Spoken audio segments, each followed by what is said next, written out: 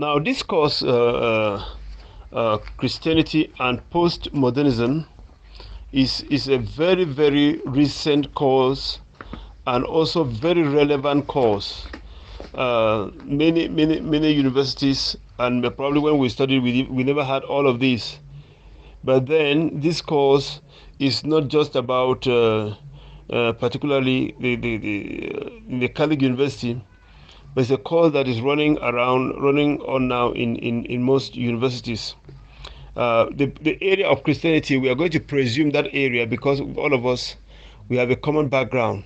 If we were running the course maybe in a secular university where you could have Muslims, you could have Christians, you could have Buddhists, Hindus, those traditional adherents of other religions, then our approach would have been different. But now we are going to take a different approach, which means that I'm going to concentrate only on the area of postmodernism and the area of Christianity.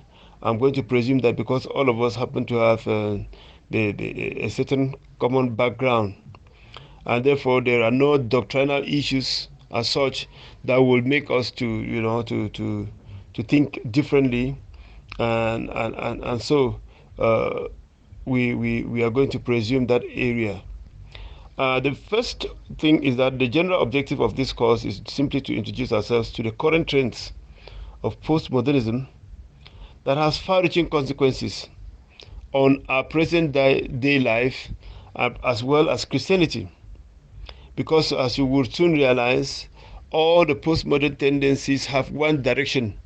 They have one target. The target is Christianity. And the target, when we talk about Christianity, we may be just be generic, but at the end of the day, the target is just the Catholic Church. When you look at what we may call today the modern trends, all of them are aimed at targeting the Catholic Church. Of course, they know that once they get the Catholic Church, then they will be able to get the world as such. If you read the second part of the notes that I gave you on by Margaret Peters, the global ethic, you will be able to see how that is presented in very clear terms. The second objective is also to create awareness in all the students and in us to be able to identify and counteract postmodern tendencies. It is not enough for us to know the postmodern tendencies, but we should be able to have the logical reasons, the historical background, and reasons enough to be able to counteract in of course in areas where we may think that the reasoning is wrong. That is not to say that everything about postmodernism is wrong, but yet there are tendencies in postmodernism that have far-reaching consequences. Again, this course is an introductory study of the intricacies of a Christian faith in a postmodern society. How is one expected to be able to live his life as a Christian within the postmodern society? Those are the three general objectives. And for the specific objectives, we will need to first of all make what we call a transition from the modern to the postmodern philosophy. And in my introduction, I'm going to go right back to the medieval period. And then we are going to get a paradigm shift in the postmodern philosophy and the reasons for that. And then we will end with the secularism, reason, and the postmodern trends and the implication of postmodernism on Christianity. And in that light, the works of Pope John Paul II, Fides et Ratio, will be very, very useful. A reading of it will be very, very useful because it's going to help us in so many other ways. The general content of it is the fact that we are going to make that transition, like I said, from the modern to the postmodern, of course, but from medieval, and what we can call a historical philosophical background of postmodernism, the paradigm shift in religion and postmodernism, secularism, and all of that. And of course, the end will be on the implication of postmodernism to Christianity. Now, what will be the outcome of our lessons?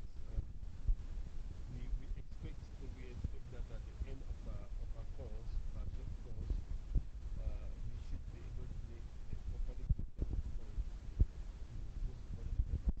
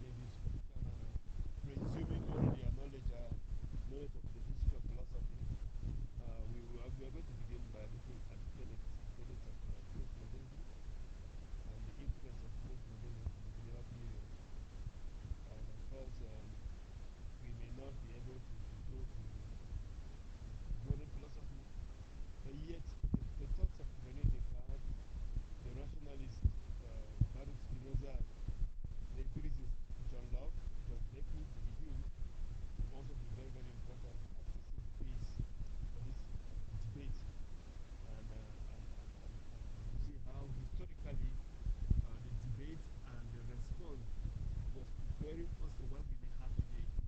The tendencies are evident today, but yet these tendencies started long ago, without us knowing. Of course, we have Immanuel Kant, who is going to respond. As we know, Immanuel Kant is an antithesis to the philosophy of makes a synthesis to the philosophy of the rationalists and the empiricists. And in doing that, he is also going to bring forth some other considerations that were not there before, in which we put with others. We have the 19th century philosophy. We have Wilhelm Hegel, Otto Schopenhauer, Friedrich Nietzsche, and Søren Kierkegaard. And then, of course, the utilitarian, we have Jeremy Bentham and Jean-Louis Romain.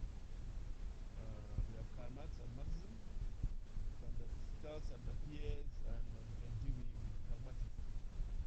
Of course, within the 20th century philosophy, we begin to have phenomenology, we begin to have existentialism and analytical philosophy.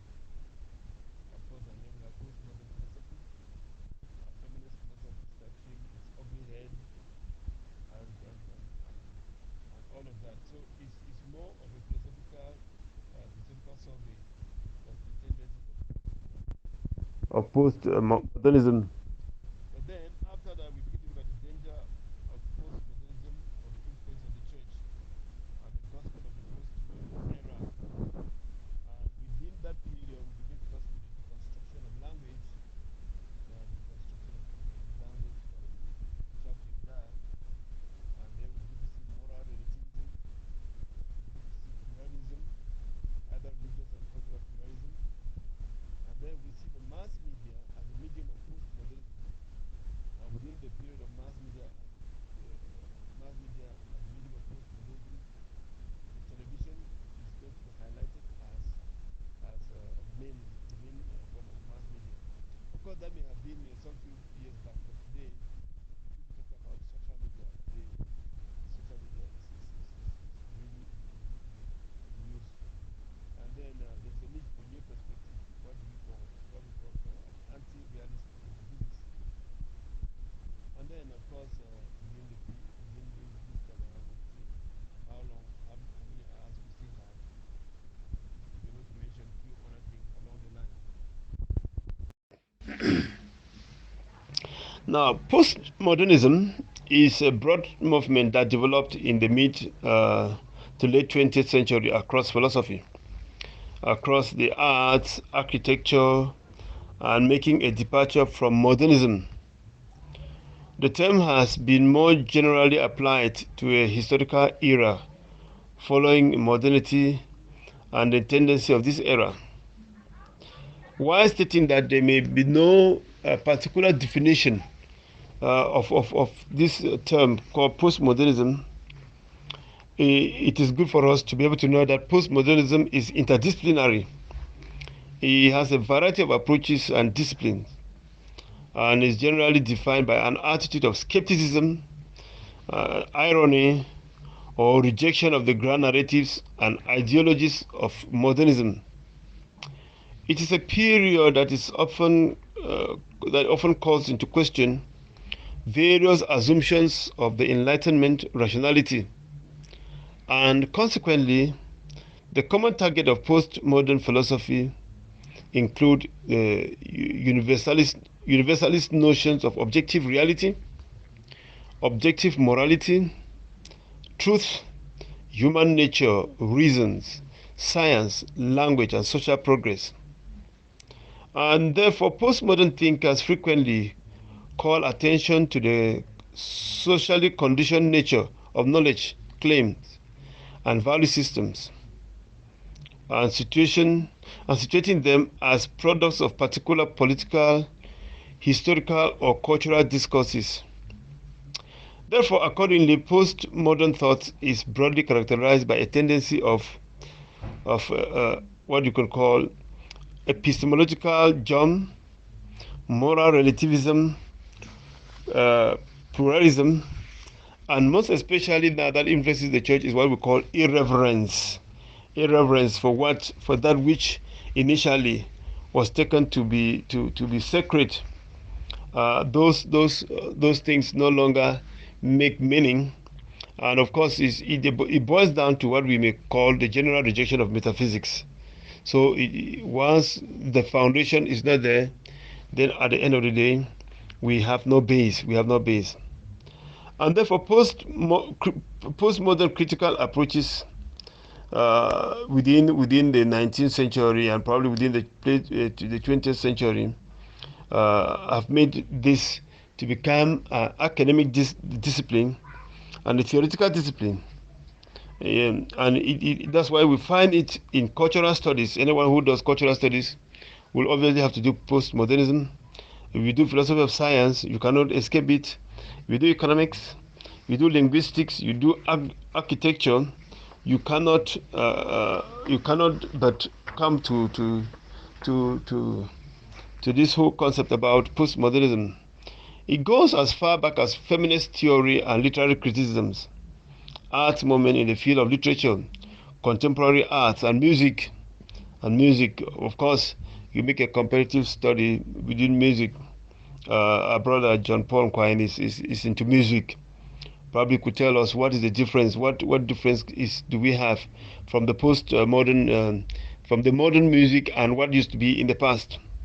All of us probably we are Cameroonian. Why is it that the music like that of President Gombaga, Sweet Mother, remains in force from time immemorial to date? And then you see Coller la Petite by Franco, and it's just music that is music for the body, not music for the soul, as we used to know the definition of music, the language of the soul. But music today is simply the language of the body. It's just for the body, it satisfies the body, and that's it. Probably we'll be getting very interesting discussion on music. And maybe John Ponkwa, you could just immediately do your tutorials or write up in doing a comparative study between music of yesteryears and music today. Tell us something more about music. You are into music. That would be a great contribution. You know, what is your feel about the music that we used to have in the past and the music that we have today? That can be a very good area of research. So postmodernism is often associated with schools of thought such as deconstruction, post-structuralism, and institutional critique, as well as philosophers such as Jean-François Lyotard, Jacques Derrida, and Frederick Jameson.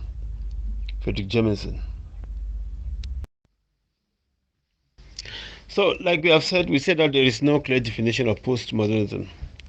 And this is because the postmodernism is a process. It's an ongoing phenomenon that emerged some centuries back. We'll get to the origin of it, the origin of the term postmodernism. And the exact period of a certain point cannot be determined. But as we will see, the elements of this phenomenon has always been present in every society. So we also have a debate as to what do we understand by the term modern. If you get back to the period of Descartes, you remember the history of philosophy as when we talk about history of philosophy, ancient philosophy, medieval philosophy, modern philosophy. Then we come to contemporary philosophy. Now we are talking again about postmodern.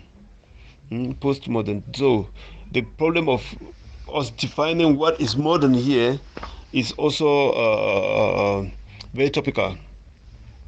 However, it is worthy of note that these tendencies have witnessed an unprecedented upthrust in the last few decades.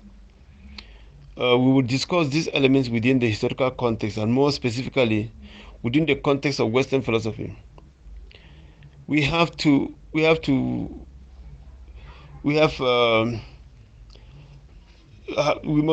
what we call a panoramic approach for the simple reason that this phenomenon appears everywhere. So we are not going just to base our mind on one particular area. That panoramic approach is very important because the tendencies are everywhere in every rational inquiry or discipline, or better still, in every science. And that's why we should be looking also, I'm particularly interested also in thinking about how these tendencies have affected Africa, for example. How have the postmodern tendencies affected Africa? I don't know if anyone is interested, let the person just indicate to do a research on a term paper on the influence, the effect of postmodernism on Africa, especially within the context of what we call today globalization. But then postmodernity can be said to be the claim that every individual has a right to exercise his or her freedom against the laws of nature, against traditions, and against divine revelation.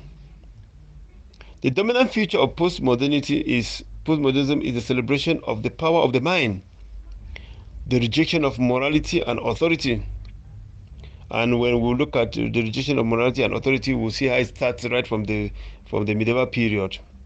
The radical exaltation of the individual freedom and the fast secularization process.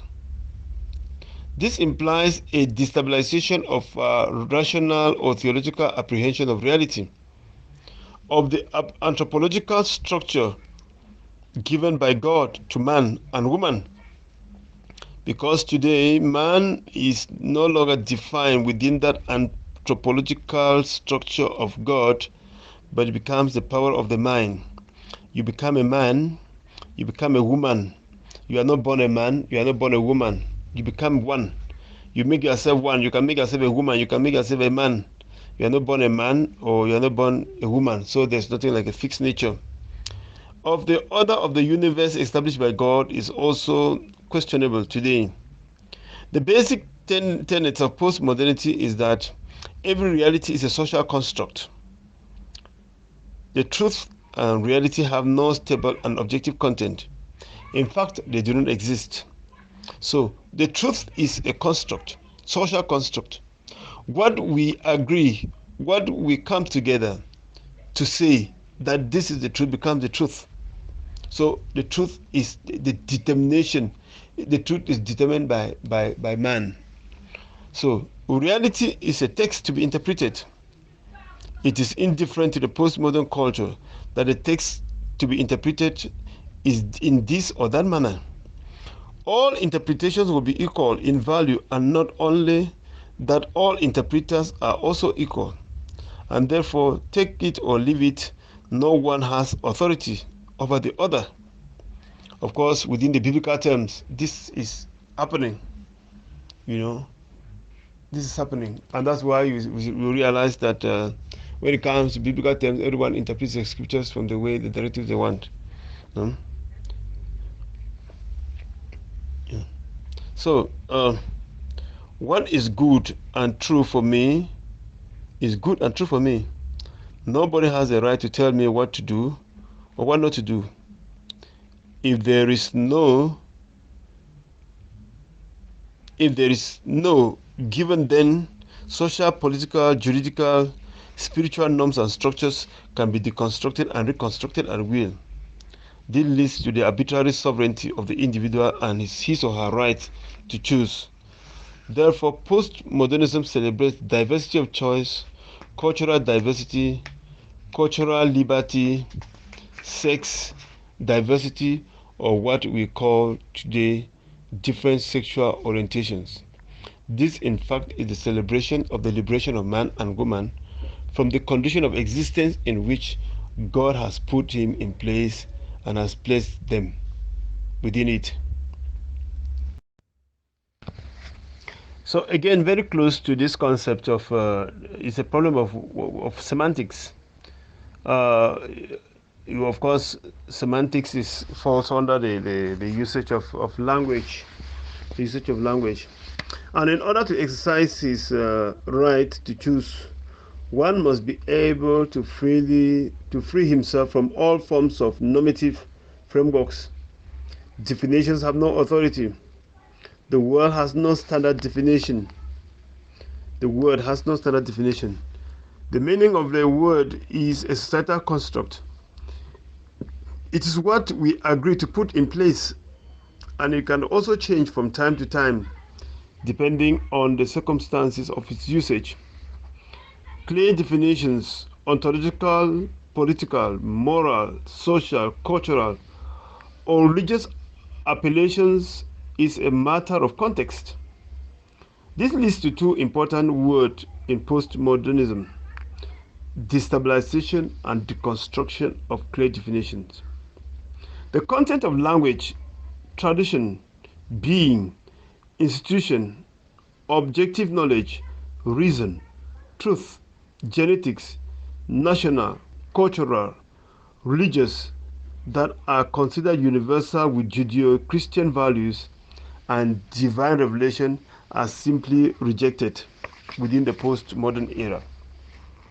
The most dominant areas hit by postmodernism includes abortion, euthanasia, assisted suicide, rejection of any form of legitimate authority or hierarchy, homosexuality, free love, mandatory toleration of all opinions, a spirit of disobedience manifesting itself in multifarious forms.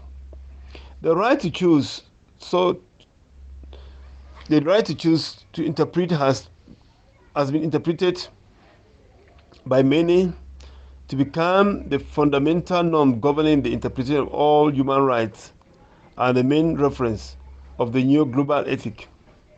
It supersedes and transcends the traditional concept of universality. A proposition itself is a meta level. It imposes itself and claims for itself a global normative authority.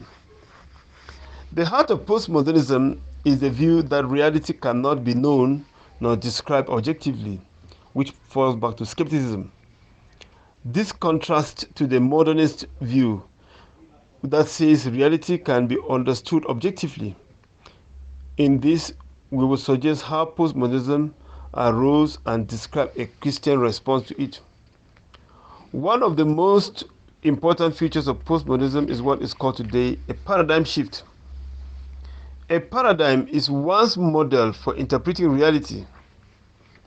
It is similar to worldview. A paradigm shift is a transitional period where a culture jettisons one's worldview for another. Postmodernity frequently uses the term meta-narrative, and which is synonymous with paradigm. Now, but how did we get here? Let's get back to look at what used to be at the medieval period and then see how these tendencies started featuring into the history of philosophy.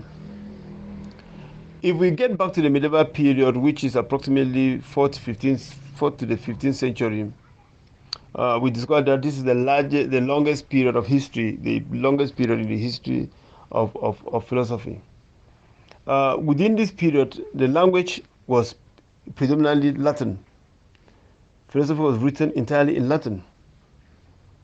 And the intellectual status of this period was the fact that all the major philosophers were professionals and were based in educational establishment.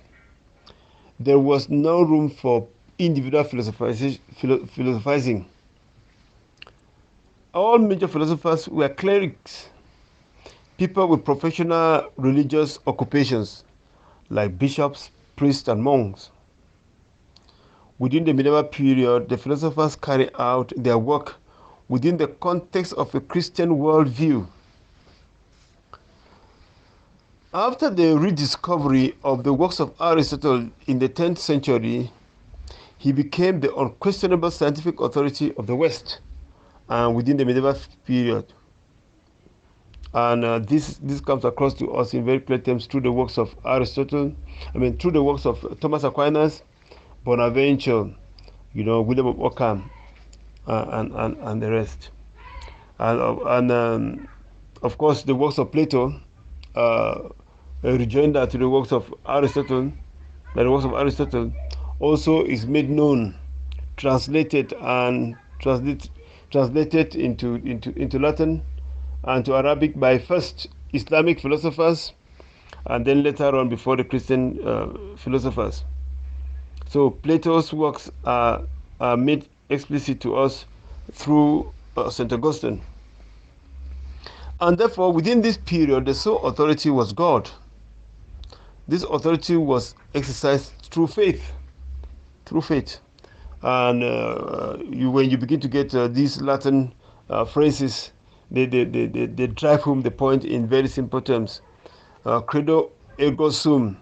Credo ego sum. I believe, therefore I am. I believe, therefore I am. And when Descartes will get the same statement, he's got the maxim. He will change it and claim to be unique. Meanwhile, he's simply taking a transition of what was already there when he talks about the cogito ergo sum. The cogito ergo sum of Descartes is simply gotten from the credo ergo sum. I believe, therefore I am. He will tend to talk about the cogito ergo sum. I think, therefore I am. Then we have fides queris intellectum, faith seeking understanding. Credo ut intelligam, I believe in order to understand, the Anselmian maxim. Then within the modern era, beginning from Descartes in the 17th century onward, philosophy was now written more and more in national languages. National languages, no longer just this Latin as we have seen before. People were philosophizing in German, in French, in English, in different languages. Individual philosophers came from varieties of background and wrote in a style that was much more accessible to the general reader. They were no longer professional philosophers, as we have seen before. With the exception of Bishop George Berkeley, all modern philosophers were lay people, no longer churchmen, clerics, monks, as we have seen. The teachings of the Catholic Church were no longer accepted as an unquestionable authority, although a vast majority of the philosophers, except for David Hume, still base their ideas around God. Descartes signaled the end of this Aristotelian tradition, and the authority of God was replaced by the authority of reason. This authority was exercised through critical thinking. The cogito ergo sum, I think, therefore I am. And therefore, Descartes gave the first kick to the ball, which has continually been rolling till date. And we are still waiting for one who will be able to stop that ball. The ball that begins first with the question of reason. So we are just beginning. So let's leave it at that. Let's end here. Go through what I've given, and then if you have contributions, you bring. If you have questions, you bring. And when next I will signal you when next we may have a class at let's say maybe tomorrow by afternoon. I'll let you know. We are going to now look at the postmodern philosophical foundations. So have a nice day, and we hope to get the forum become very interactive. Remember that there are other teachers, there are other lecturers within the forum. So if there are also things that we can spark a debate within all of us, that will be welcome. Thank you, and have a nice day. The next one is modern philosophy. The word modern in philosophy originally meant new, distinguishing a new historical era from antiquity and from the intervening Middle Ages. Many things had occurred in the intellectual, religious, political, and social life of Europe to justify the belief of the 16th and 17th century thinkers in the genuinely new character of their time. The exploration of the world, the Protestant Reformation, with its emphasis on individual faith, the rise of commercial urban society, and the dramatic appearance during the Renaissance of new ideas in all areas of culture stimulated the development of a new philosophical worldview. The medieval view of the world as a historical order of beings created and governed by God was supplanted by the mechanistic picture of the world as a vast machine, the parts of which move in accordance with strict physical laws, without purpose or will. In this view of the universe, known as mechanism, science took precedence over spirituality, and the surrounding physical world that we experience and observe receive as much, if not more, attention than the world to come. The aim of human life was no longer conceived as preparation for salvation in the next world, but rather as the satisfaction of people's natural desires. Political institutions and ethical principles ceased to be regarded as reflections of divine command and came to be seen as practical devices created by humans. The human mind itself seemed an inexhaustible reality on a par with the physical reality of matter. Modern philosophers had the task of defining more clearly the essence of mind and of matter, and of reasoning about the relation between the two. We remember Descartes with the res cogitans and the res extensa. Individuals ought to see for themselves. They believe, they study the book of nature, and in every case, search for the truth with their own reason.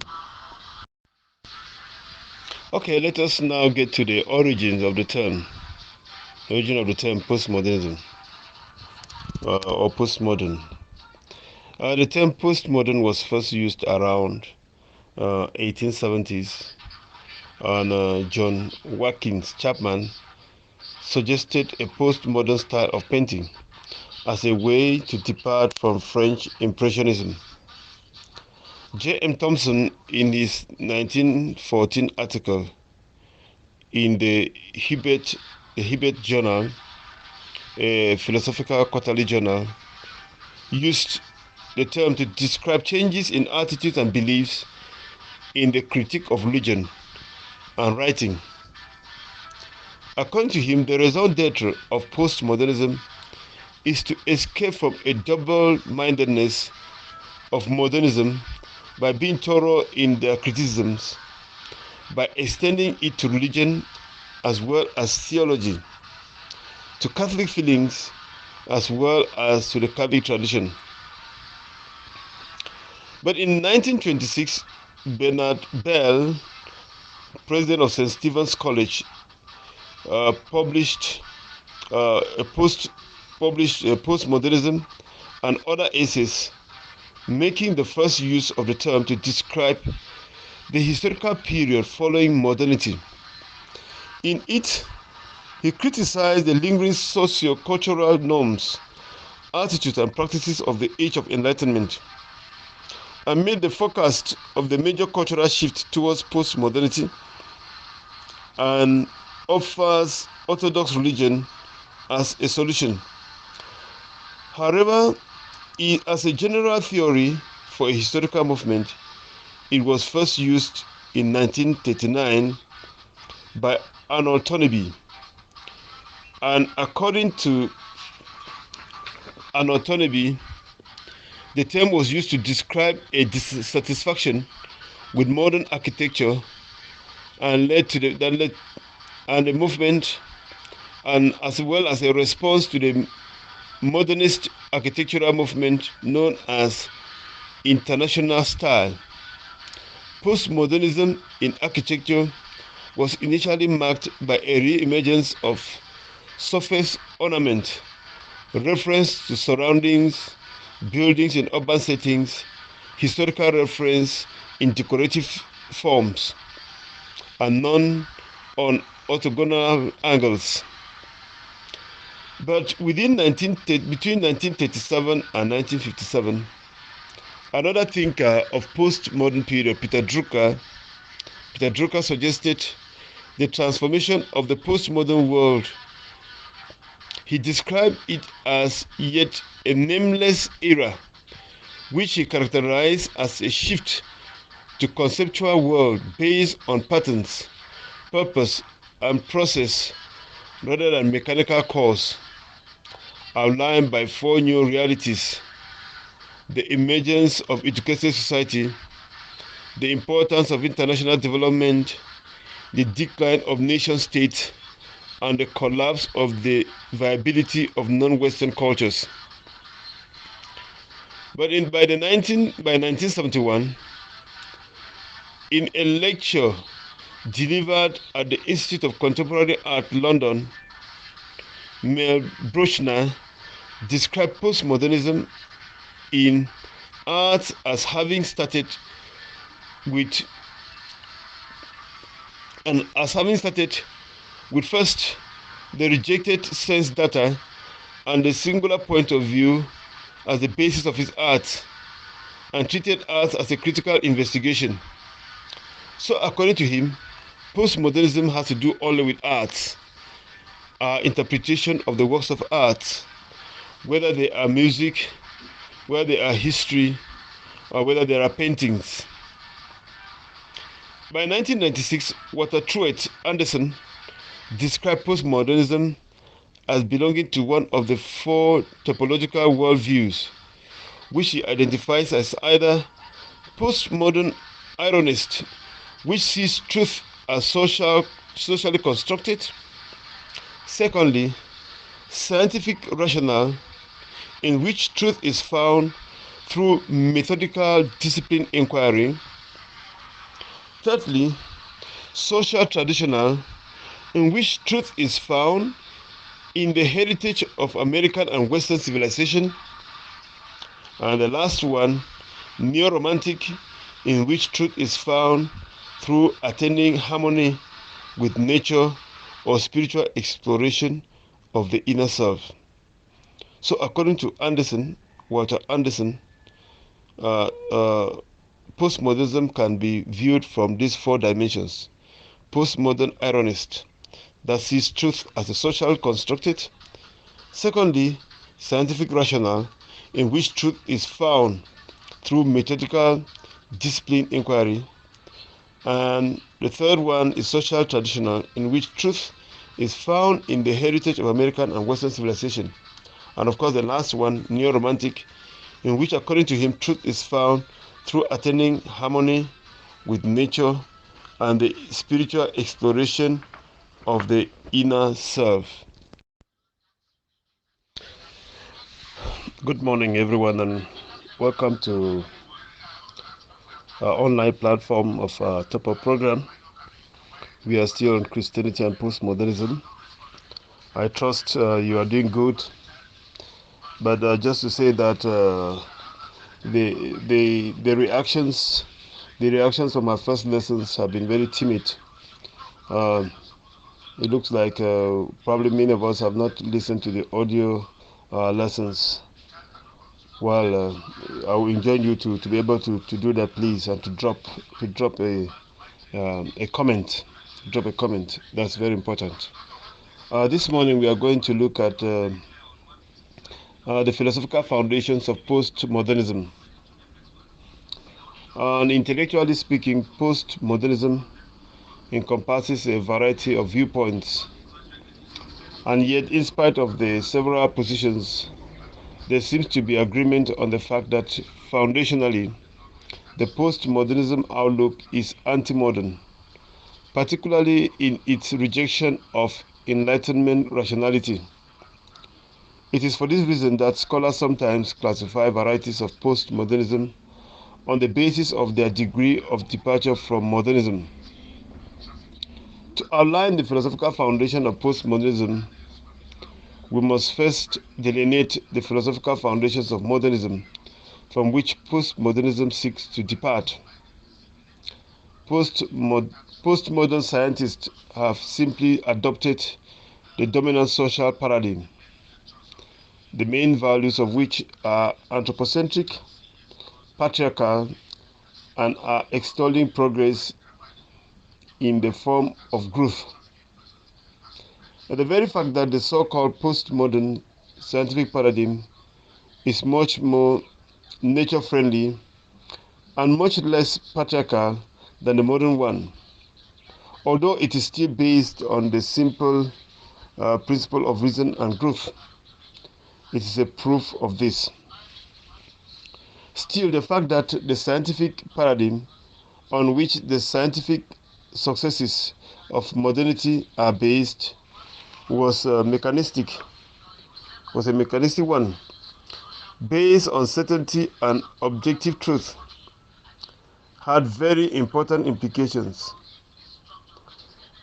As it is well known, the major architects of postmodern worldview, such as Francis Bacon, like Galileo, like Descartes, like Isaac Newton, saw the cosmos on a vast machine governed by a universal and invariable laws, which function in a stable and orderly way that can be comprehended and controlled by a rational mind.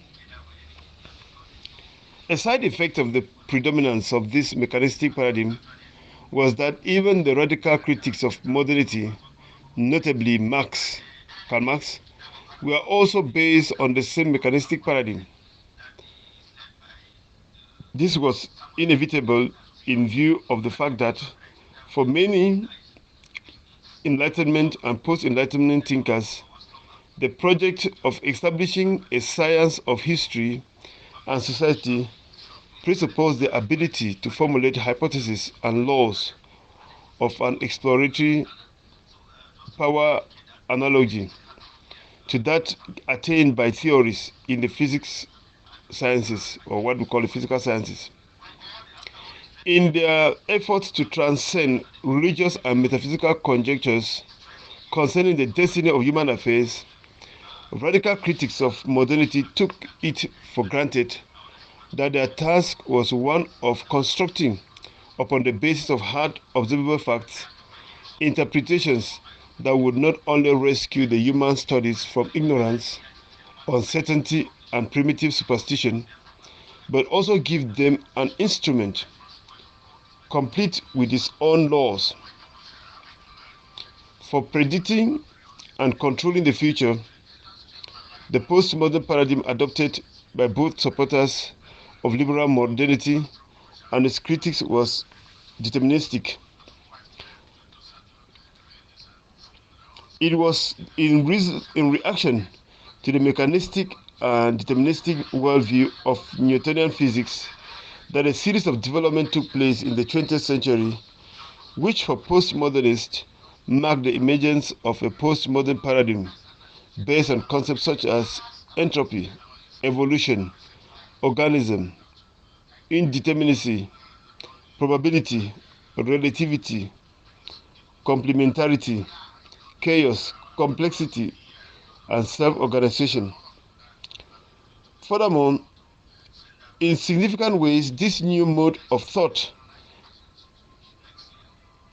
is constrained with changes that have occurred in social theory, and it also overlaps with recent shifts in the arts, suggesting that the postmodern turn is not merely a sign game struggle for cultural capital or frivolous laws, but rather concerns with the construction of a new transdisciplinary paradigm. These developments refer to at least 5 major areas, some of which emerged in the 19th century, but most of them flourished within the 20th century. Since the 15th century, modern philosophy has been marked by a continuing interaction between systems of thought based on mechanistic, materialistic interpretations of the universe and those founded on a belief in human thought as the only ultimate reality. This interaction has reflected the increasing effects of scientific discovery and political change on philosophical speculation. In the new philosophical climate, experience and reason became the sole standard of truth. The first great spokesman for the new philosophy was the English philosopher and statesman Francis Bacon, who denounced reliance on authority and verbal arguments and criticized Aristotelian logic as useless for the discovery of new laws. Francis Bacon called for a new scientific method based on reasoned generalization from careful observation and experiment. This was the first to formulate rules for the new method of drawing conclusions, now known as inductive inference. The work of Italian physicist and astronomer Galileo was of even greater importance in the development of new worldview. Galileo brought attention to the importance of applying mathematics to the formulation of scientific laws. This he accomplished by creating the science of mechanics, which applied the principles of geometry to the motions of bodies. The success of mechanics in discovering reliable and useful laws of nature suggested to Galileo and to later scientists that all nature is designed in accordance with mechanical laws. These great changes in the 15th and 16th centuries brought about two intellectual crises that profoundly affected Western civilization. First, the decline of Aristotelian science called into question the method and foundations of the science. This decline came about for a number of reasons, including the inability of Aristotelian principle to explain new observations in astronomy. Secondly, new attitudes towards religion undermined religious authorities and gave agnostic and atheistic ideas a chance to be heard. So we have seen the origin of the term, but historically speaking, it is said that the basic features of what is now called postmodernism can be found as early as the 1940s, most notably in the works of artists such as Jacques-Louis Borges. However, most scholars today would agree that postmodernism began to compete with modernism in the late 1950s and gain noticed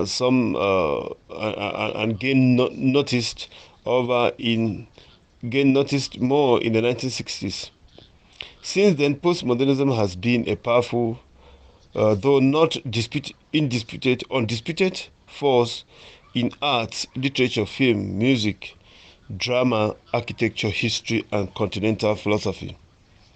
Salient features of postmodernism are normally thought to include the ironic play with style, citations, and narrative levels, a metaphysical skepticism or nihilism towards the grand narrative of Western culture, a preference for a virtual at the expense of the real, or more accurately, a fundamental questioning of what the real constitutes.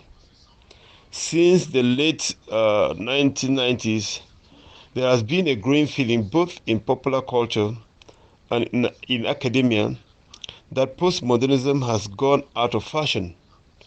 Arguing from the context of current cultural production, other contains that postmodernism is dead. Now, in the 1970s, for example, a group of post-structuralists in France developed this radical critique of modern philosophy with roots discernible in Nietzsche, Kierkegaard, Heidegger, and became known as postmodern theorists.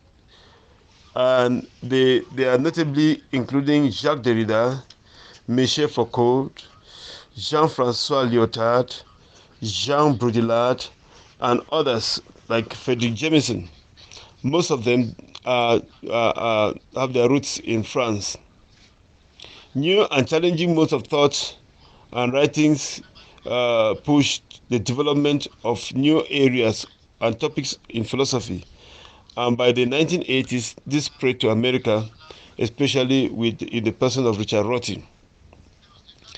Now, Jacques Derrida was a French philosopher best known for developing a form of semiotic analysis known as deconstruction, which he discussed in numerous texts and developed in the context of phenomenology.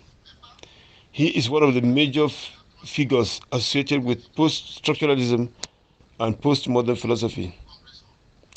Derrida re-examined the fundamentals of writing and its consequences on philosophy in general. He sought to undermine the language of presence or metaphysics in the analytical technique, which, beginning as a point of departure from Heidegger's notion of destruction, came to be known as deconstruction. Michel Foucault, on the other hand, was a French philosopher, historian, a social theorist, and a literary critic. He first associated with structuralism. Foucault created what today is seen as belonging to post-structuralism and to postmodern philosophy. Leading light of French theory, his work remains relatively fruitful in the English-speaking academic world, above and beyond the subdiscipline involved. Michel Foucault introduced concepts such as discursive regime and re-invoked those of older philosophies like episteme and genealogy in order to explain the relationship between meaning, power, social behavior within social order, and this can be seen in what he calls the order of things, the archaeology of knowledge discipline. The order of things, the archaeology of knowledge and discipline, and the history of sexuality. The history of sexuality. Another thinker again of the postmodern era is Jean-Francois Lyotard, and is credited with being the first to use the term in the philosophical context in his 1979 work, The Postmodern Condition, a report on knowledge. In it, he follows Wittgenstein's language game model and speech act theory, contrasting two different language games, that of the expert and that of the philosopher. He talks about transformation of knowledge into information in the computer age and likens the transmission or reception of coded message information to a position within a language game. Lyotard defined philosophical postmodernism in the postmodern condition writing, simplifying to the extreme. And according to him, he says, I define postmodernism in incredulity towards meta-narratives, towards meta-narrative. Here what he means by meta-narrative is something like a unified, complete, universal, and epistemically certain story about everything. Postmodernists reject meta-narratives because they reject the concept of truth that meta-narrative presupposes. Postmodernist philosophers in general argue that truth is always contingent on historical and social context rather than being absolute and universal, and that truth is always partial and an issue rather than being complete and certain. Another thinker of postmodernism is Richard Rorty. Richard Rorty argues in Philosophy and Mirror of Nature that contemporary analytical philosophy mistakenly imitates scientific methods.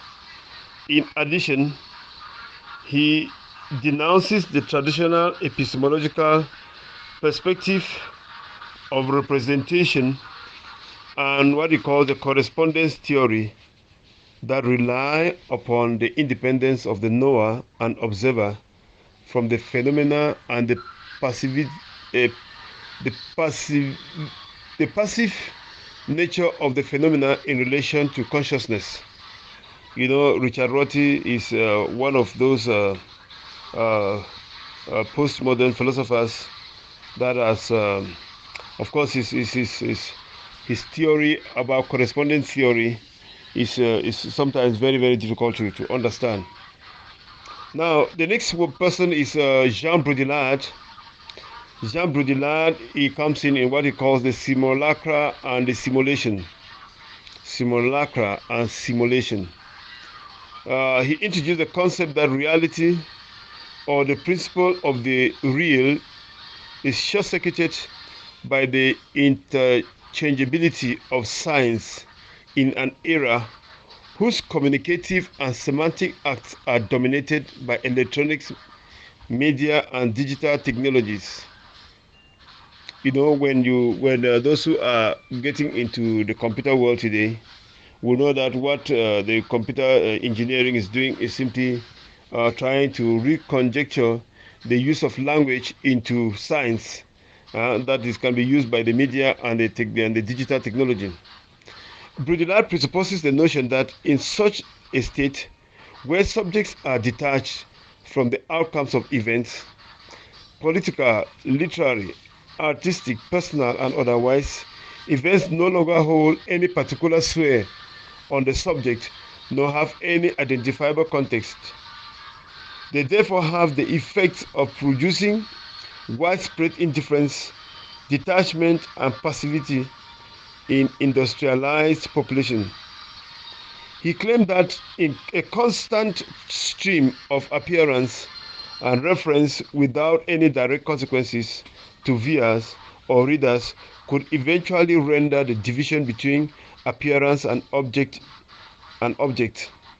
resulting ironically in the disappearance of mankind in what is in effect a virtual or holographic state composed only of appearances. For Baudrillard, simulation is no longer that of territory, a referential being, or a substance. It is the generation by models of real without origins of reality, or what is called hyperreal. In fact, maybe the summary of Baudrillard's thinking is on what we call today the distinction between reality and hyperreal. We are living in a world where sometimes it's difficult to be able to detect what is real from what is not real. Take for example the common phenomenon of fake news. Sometimes it's difficult when you take information to disseminate information. You cannot be able to identify which one is fake news from which one is the reality. I remember faintly during the passing away of Queen Elizabeth how a film that was acted in the 18th century, they took the same images and posited as the film as Queen Elizabeth maltreating other human beings until they were able to detect that that was fake news and detect how it happened and when it happened. So they say today, sometimes even you watch cartooning, you watch television, you may spend all your time watching a film just to realize that this film has very little relationship with the reality. It's simply the manufacturing of the computer. So there is today what is the distinction between what is real from what is hyper real. Hyper real.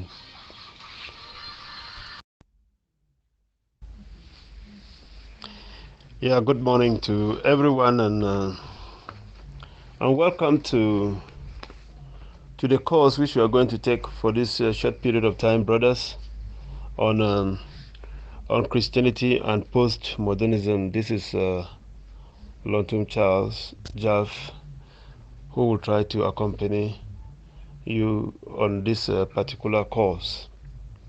I want to first of all thank you people all for taking the initiative to do the top-up program.